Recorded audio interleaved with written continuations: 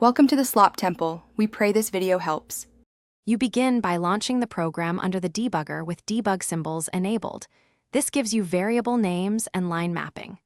Once started, set an initial breakpoint at main or the suspected handler so execution stops immediately.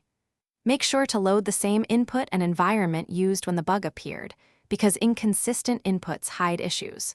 While the program is paused, scan local variables and the call stack to confirm you're in the right context before stepping into deeper operations. Once stopped at your breakpoint, you step over for routine lines and step into when you need to see a function's internals. Add conditional breakpoints to narrow cases that reproduce the bug and watch variables or evaluate expressions to verify assumptions. If multi-threaded, inspect thread states and their stacks to find race conditions.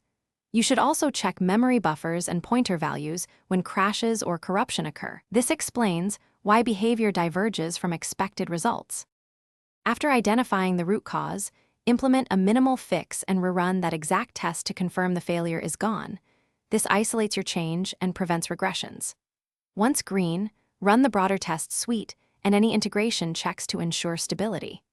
If the bug persists or is elusive, reduce the code to a small reproducible example, enable sanitizers or verbose logging, and retest. These tools often reveal memory or timing issues that are otherwise invisible. Thanks for watching. Consider subscribing if we helped you.